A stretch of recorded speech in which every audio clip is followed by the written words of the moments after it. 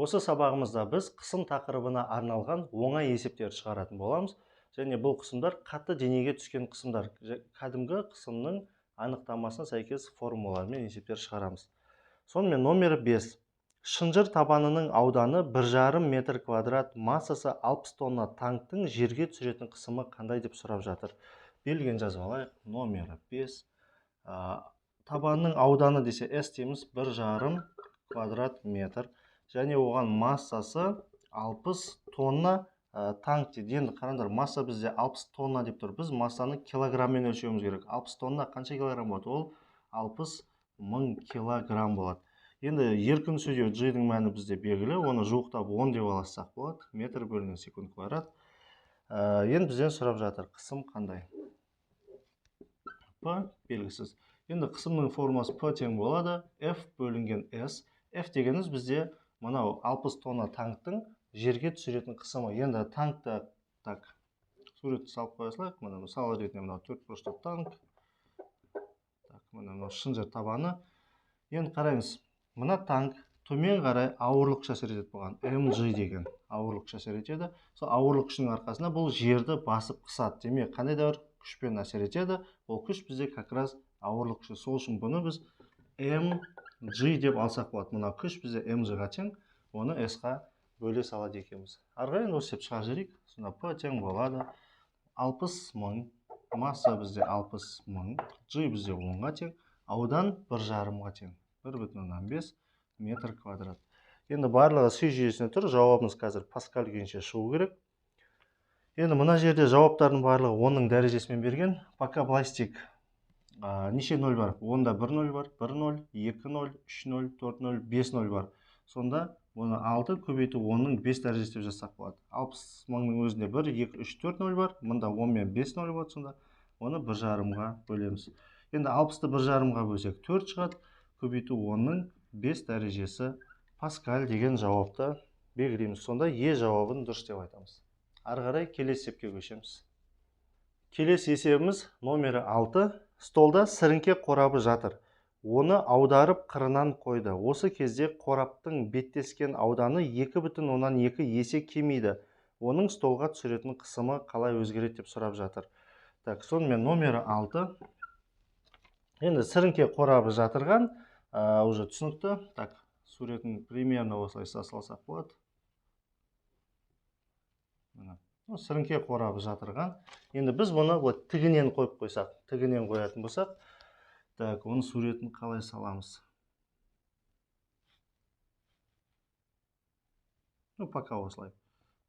Жермен беттескен ауданы қазір бізде мынау болып шығады. Мына жер. Бағана ол жатқан кезде ол примерно мынандай аудан. Мына аудан болатын. Енді қараңдар. Жалпағынан жатқан кезде бұның жермен беттес жатқан ауданы үлкен. Енді біз қырынан қойған кезде бұның ауданы уже кішірейді. Енді қысымның формуласы қандай? P тең болады F бөлінген S. Сонда біздің қысым күшке тура пропорционал деп аталады. Мынау F үстіне тұрса, P мен F бір-біріне тура деп аталады. Және қысым мен мына S аудан екеуі бір-біріне кері. S астында, мынау үстінде, мына екеуі бір-біріне кері пропорционал деп айтамыз. Енді тура пропорционал, кері пропорционал дегеніміз не? Егер мына S пен P бір-біріне, қысым мен аудан, сонда бір-біріне кері пропорционал болды деген сөз. Мына аудан көбейсе, мынау соған кері нәрсе істейді. Мынау көбейсе, мынау азаяды. Мынау азайса, мынау көбейеді дейміз. Сонда бізге айтып жатыр, беттескен беттің ауданы 2,2 есе кемейді. Мынау 2,2 есе кемісе, мынау соған кері нәрсе істейді. Сонда 2,2 есе артатын болып тұр. Аудан кемісе, қысым артады. Енді күш өзгермейді. Жатқан кезде де қанша килограмм, салмағы қанша, тігінен тұрған кезде салмағы сонша. Бірақ аудан өзгеріп жатыр, сол үшін жерге түсіретін қысымы бізде артады екен. Аудан 2-де 2 есе кеміді, қысым 2-де 2 есе артады деп айтамыз сонда. Просто осындай тура кері пропорционал қарап шығара салатын есеп бұл жерде. Сонда жауап қазір бізде С жауабын дұрыс деп айтамыз. Ары қарай келесі есепке көшеміз. Келесі есебіміз номері 7. Тік бұрышты параллелепипед түріндегі білеушені суретте бірінші жағдай және екінші жағдай деп көрсетіп қойған. Сол жағы бірінші жағдай, оң жағы бізде демек екінші жағдай болып тұр. көрсетілгенде орналастырды. Үстел бетіне білеушенің түсірген қысымы және қысым күші қандай деп сұрап жатыр.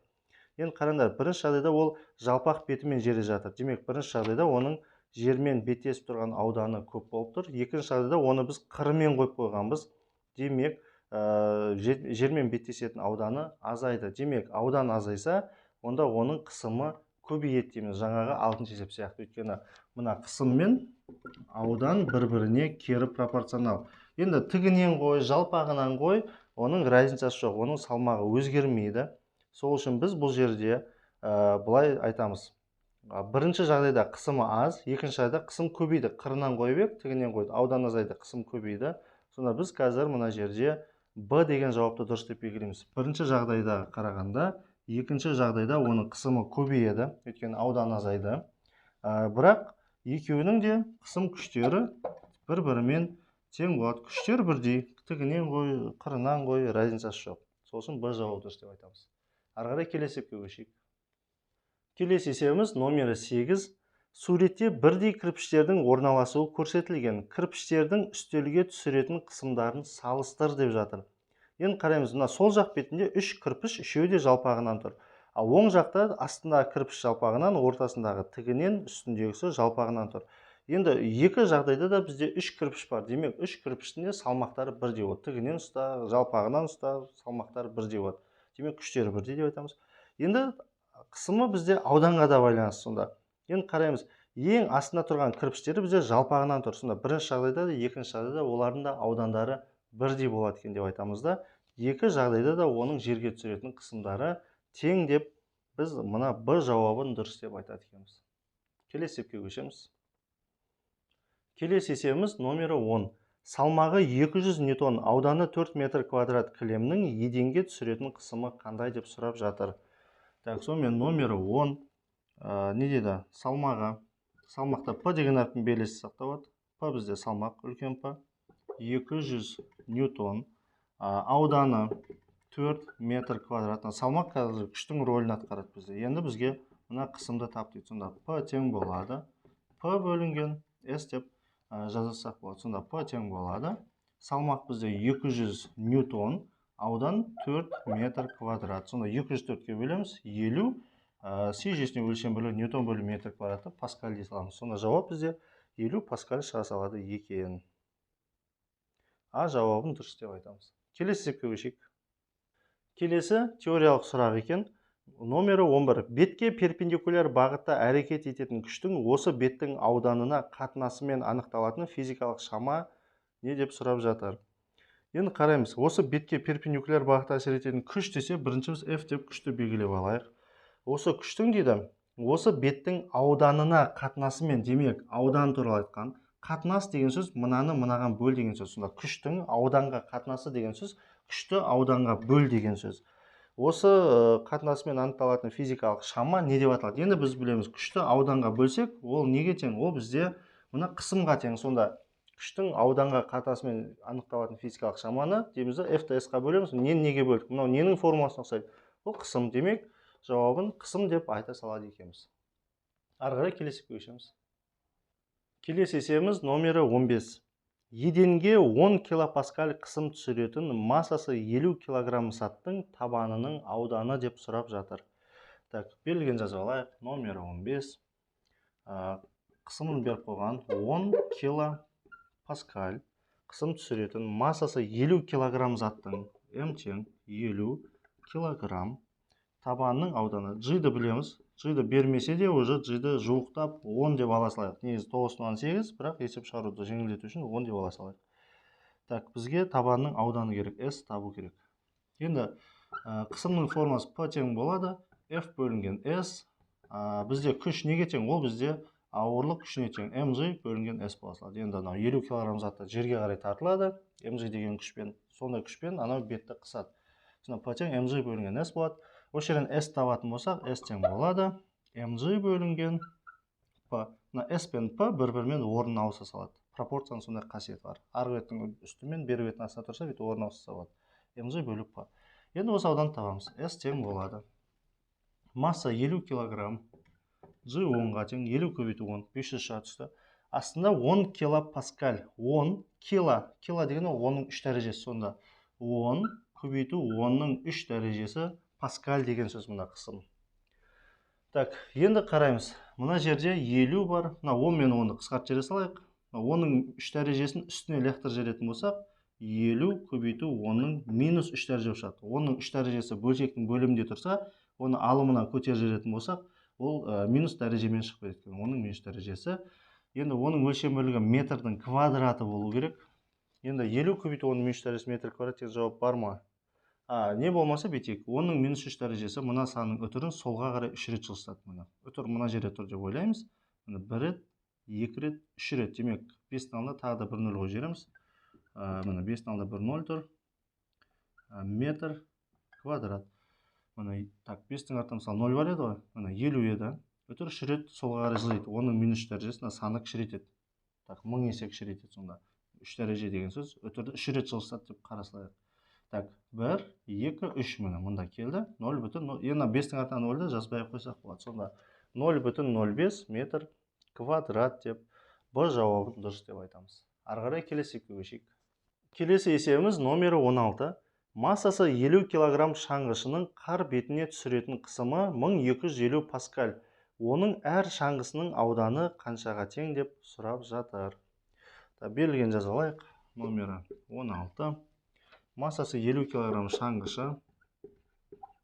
50 кг. G-ді 10 деп ала береміз сразу. Қазір керек болады бізге. Так, қысымы 1250 паскаль дейді. P тең болады 1250 паскаль. Әр шаңғысының ауданы деп сұрап жатыр. Так, S0 дей салайын да пока. Аудан вообще-то S, пока S0 дей салайын. Енді бүйтеміз. Бұл есептерді шығарған кезде ең қиын жері есепті дұрыс оқымай кеткен. Барлығы сол жерден қателесуі мүмкін. Мысал ретінде қараңдар, 50 кг шаңғышы тұр. Оның қар бетіне түсіретін қысымы бар. Вроде масса бар демек, күш бар. Күші сонда 500 Ньютон болады ауырлық күші. Күш бар, қысым бар. Аудан табасақ болады. Вроде бұлай. P тең болады F бөлінген S деп, осы жерден S тең F бөлінген P деп мынау күшті салмаққа бөлесек болады. Бірақ бұл жерде шаңғышы деп жатыр. Енді шаңғы деген не, соған қарауымыз керек. Шаңғы адамда өзі екі шаңғы болады. Адамның екі аяғымыз бар. Екі аяғымызға екі шаңғы киіп аламыз. Демек, екі шаңғының әр қайсының ауданы қанша деп сұрап жатыр. Демек, мына аудан қазір общий аудан болады. Бізде екі шаңғы бар болғандықтан біз осы общий ауданды қазір тапқан екіге бөліп жіберіп барып жауабын айтуымыз қажет екен. Осы жерді ұмытып кетпейміз. Так, енді аудан таба бастайық. S тең болады F бізде mg бөлінген, так, mg бөлінген P, масса бізде 50, G бізде 10, қазір 500-ті, асты 1200, так, 1250. 1250 тең. Так, неше шығады соны калькулятормен тез таба саламыз. 500, так, бөлу 1250. Так, 0,4 шықты. 0,4 метр квадрат. Енді бізде жауап қанша болады сонда? Так, 500-ді 1250-ге бөлдік. 0,4 метр квадрат шықты. Бұл общий ауданы. Бізде екі шаңғы бар. Сол үшін әр шаңғының ауданы S налевой тең болады. 0,4 бөлу 2. 0,2 метр квадрат деп айта салады екенбіз. Сонда Е жауабын дұрыс деп белгілейміз. Ары қарай келесі есепке көшейік. Келесі есебіміз номері 17. Қар үстінде тұрған шаңғышының массасы 45 кг. Оның әр шаңғысының ұзындығы 1,5 метр, ал ені 10 см. Шаңғышының қар бетіне түсіретін қысымы қандай деп сұрап жатыр. Так, бұл да 16-шы есепке ұқсайды. Так, бірінші берілген жазып алайын. Массасы 45 кг бала екен. G-ді 10 деп ала береміз жуықтап.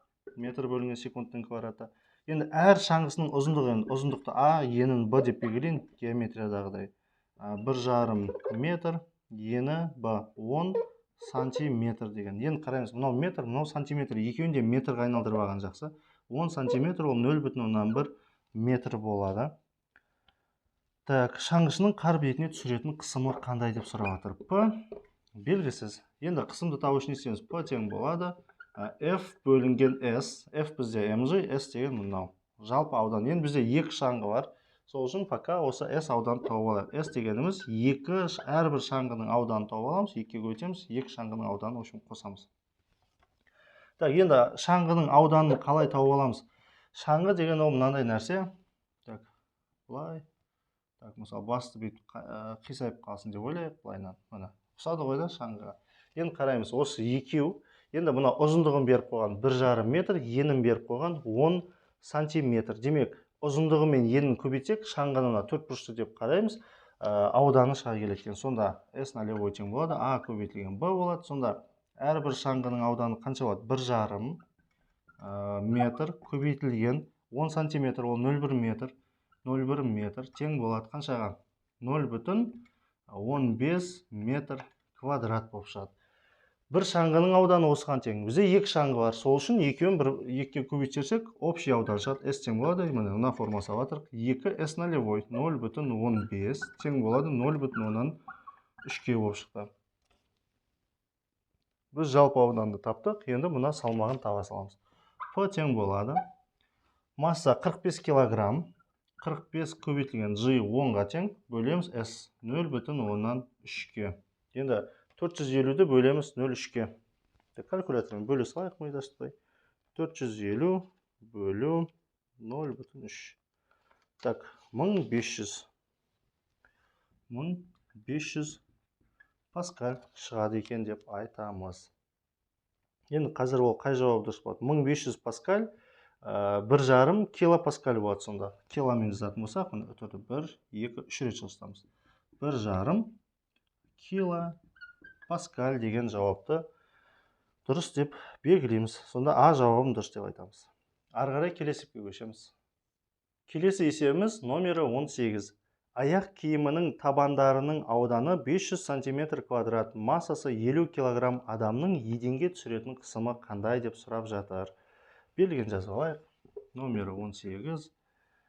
Табандарының ауданы деп айтқан уже адамның 2 табаны бар. Енді табандарының екеуінде қосып общий ауданды айтқан. Сонда 500 сантиметр квадрат. Мынау бізде метр квадрат емес, уже сантиметр квадрат. Қазір бұны аударамыз.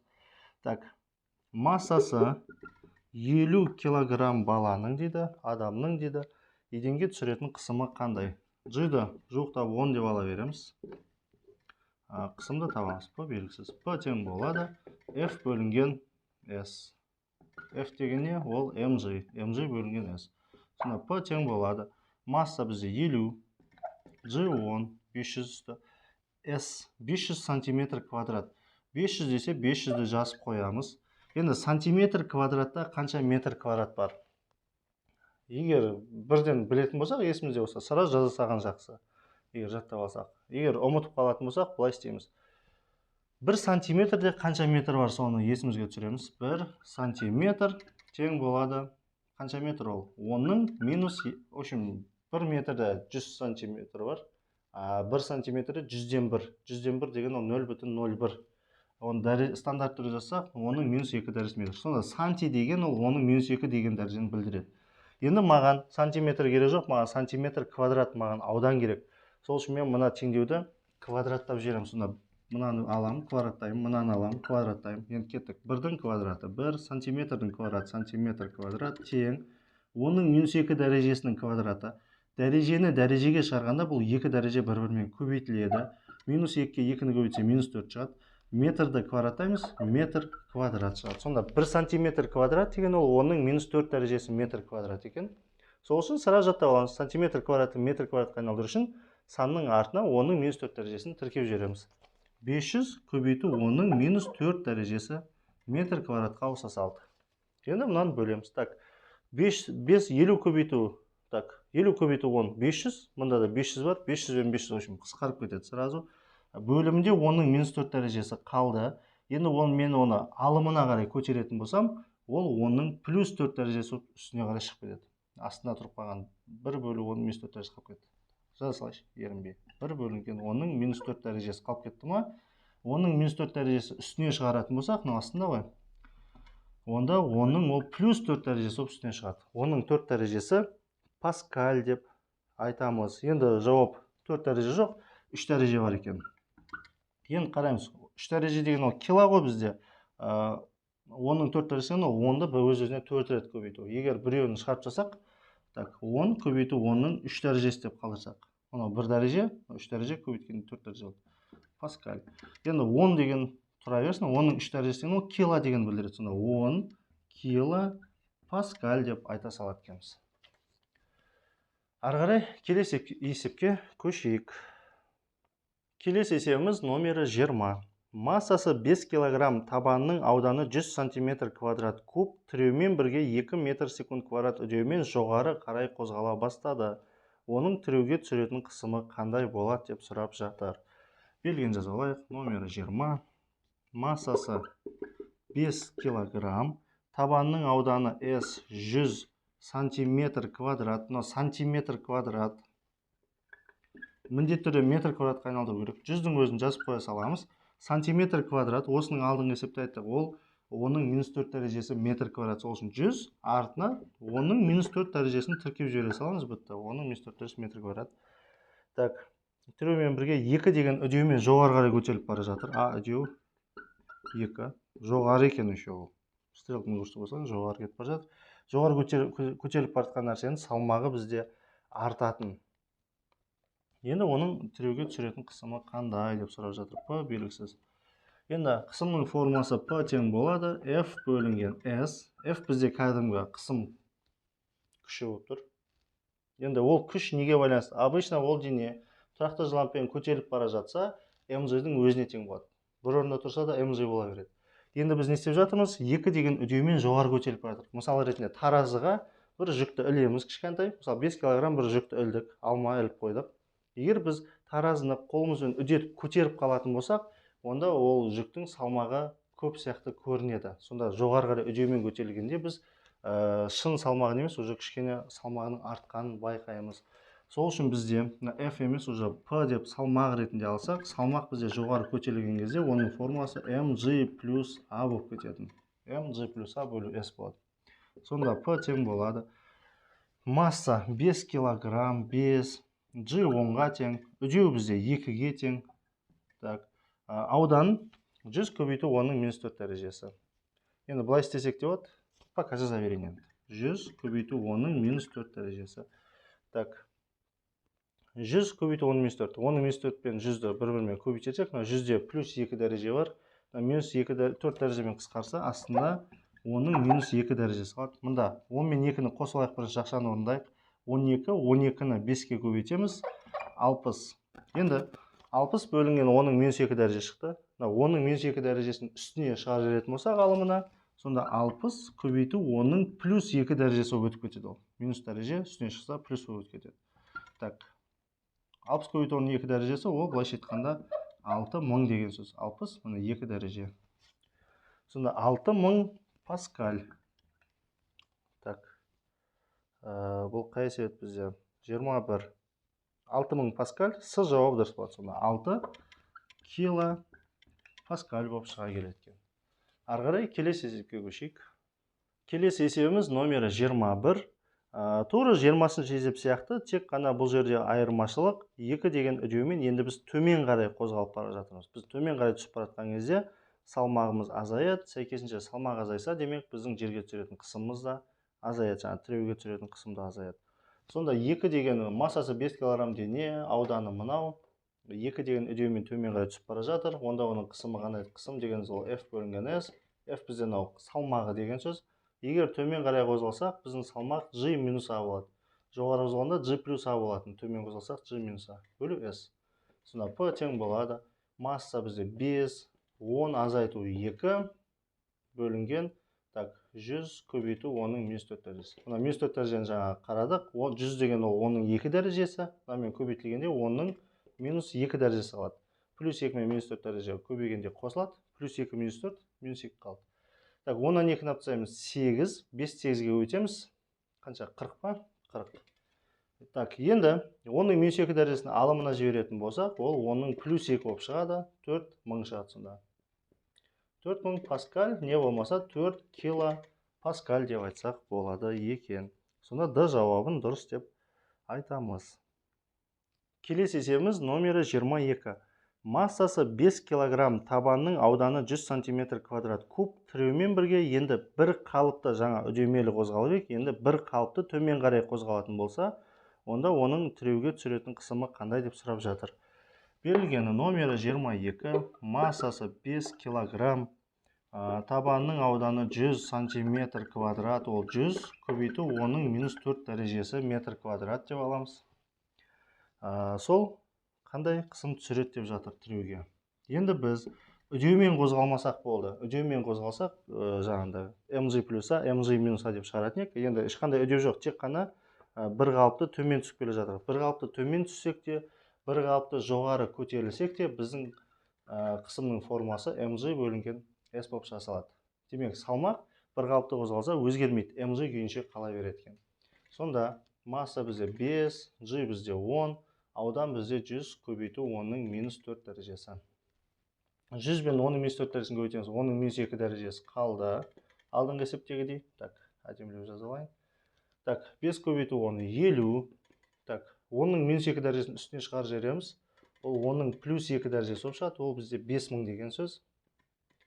5000 паскаль. Не болса сразу бір нөлді мұнда қос жетсек болады. 5 көбейту 3 дәрежесі шығатын еді. Ол бізде 5 килопаскаль дегенді білдіреді екен. Ары қарай келесі есепке көшейік. Келесі есебіміз номері 23. Массасы 5,4 тонна трактордың әр табанының ауданы 0,75 метр квадрат. Шынжырларына түсетін қысымы қандай деп сұрап жатыр. Бірінші берілген жазып алайын. Номері 23. Так, массасы 5,4 тонна. Әр табанның ауданы, енді қараймыз, S нолевой деп беліп қойын, 0,75 метр квадрат. Бұл қандай трактор, соған қараймыз. Бізде не сұрап жатыр? Бізде былай айтқан массасы 5,4 тонна трактордың әр табан ауданы. Обычно тракторларда 4 дөңгелек болады. Бірақ бұл трактор былай екінші сөйлемге қараймыз. Шынжырларына түсетін қысым. Демек, ол шынжыр табанды трактор деген сөз. Экскаватор сияқты, не болса танк сияқты, танкінің аяқтарындай цеппен жүреді осы шынжырлар. Гусеница деп айтады ғой. Сонда ол ондай табан бізде екеу болады. Ол уже дөңгелек емес, бұл уже жаңағы гусеницамен жүреді, шынжыр табанды деп айтамыз. Сонда бұл табаны бізде екеу. Сол үшін әр табаны 0,75 болса, бізде табан екеу болады. Сонда S тең 2S нолевой деген сөз. Сонда 2 көбейтілген 0,75 тең болады. Қаншаға? По-моему, 1,5, 2 0,75 өтеміз. 1,5 метр квадрат болып шығады. Сонда общий ауданы. Енді осының қысымын таба саламыз. P тең болады mg бөлінген S. S-ті біз уже тауып алдық. 1,5 масса 5,4 тонна. Сонда 5400 килограмм. Тонна деген ол 1000 килограмм деген сөз. Сонда 5400 деген шығады. Так, G 10-ға тең. Так, не шықты? 54.000 бөлу 1,5 шығады екен. Так, 54.000 бөлу 1,5. 3600 шықты. 3600 паскаль. Сонда табандарына түсетін қысым жалпы 3600 паскаль, не болмаса 3,6 килопаскаль деп айтады екенбіз. Тоқтаңдар. Мен қате жазып жібердім ғой деймін. Так, 54.000. Так, 54.000 бөлу 1,5. 36.000 екен ғой, 1 нөл қалып кетіпті. Так, 36.000 паскаль, ол 36 килопаскаль деген сөз. Ары қарай келесі есепке көшейік. Енді ең соңғы есебіміз номері 25. Ұшының ауданы 0,0003 см квадрат күй табақ инесі ойнағанда 0,27 ньютон күш түсіреді. Инесінің түсіретін қысымы қандай деп сұрап жатыр. Так, енді күй табақ деген не екен білеміз, қап-қарандай дәу пластинка диск болады, соның үстіне кішкентай ине қойып қоямыз. Ары қарай ол жаңағыдай қандайда музыка ойнайды. Енді сонда иненің ұшының ауданы туралы айтып жатыр. Номері 25. S тең болады 0,0003 дейді. Бүтірден кейін 3,0, сосын бар 3 тұр. Еще ол сантиметр квадрат дейді. Күй табақ ойнағанда ол F тең болады 0,27 ньютон күш түсіреді дейді. Инесінің түсіретін қысымы қандай деп сұрап жатыр. P белгісіз. P тең болады F бөлінген S. Енді F бізде 0,27 ньютон. 0,27 ньютон. А S бізде 0,003 сантиметр квадрат. Енді так, 0,0003 сантиметр квадратты метр квадратқа айналдыру керек си жүйесіне. Оның -4 дәрежесін тіркейміз сонда. Так, енді қараймыз, мына жерде слишком мынандай сан шығып кетті. Слишком майда сан. Давайте оны бүйтейік. 0,3-ке ма, 0,03-ке ма алып келуге тырысайық. Мына жерде жауапқа ыңғайлайын енді қазір. Мұнда -4 дәреже ма? Бүйтейін, үтірді оңға қарай 2 рет жылыстайын. Мұнда тұр ғой, 1, 2 рет жылыстайын. Сонда ол 0,03 шығады. Так, 1, 2 рет жылысты ма, демек мұнда тағы да -2 дәреже қосылу керек. -6 дәреже болып кетті. Мына өзі так майда сан. Мен бұл санды үлкейттім. Демек 100 есе үлкейттім ба, тағы да оның 2 дәрежесіне тағы да төмен түсіп кетті. -4 еді, -6 болып кетті. Енді мұнда 0,27. Так, енді 0,27 0,03-ке бөлуге болады. Одан қазір мынандай сан шығу керек. 0,27-ні бөлемін 0,03-ке. 9 шықты. 9. Так, астында айтпақшы мынау бар. Оның -6 дәрежесі бар. -6 дәрежені үстіне лақтыратын болсақ, 9 көбейту оның +6 дәрежесі болып шығады. -6 дәреже +6 болып шықты. Сонда 9 көбейту оның 6 дәрежесі паскаль, не болмаса 9. Оның 6 дәрежесі деген ол мега деген сөз. 9 мега паскаль шығады екен деп айтамыз. Сонда А жауабы дұрыс болады. Осымен қысым тақырыбына арналған оңай есептер аяқталды.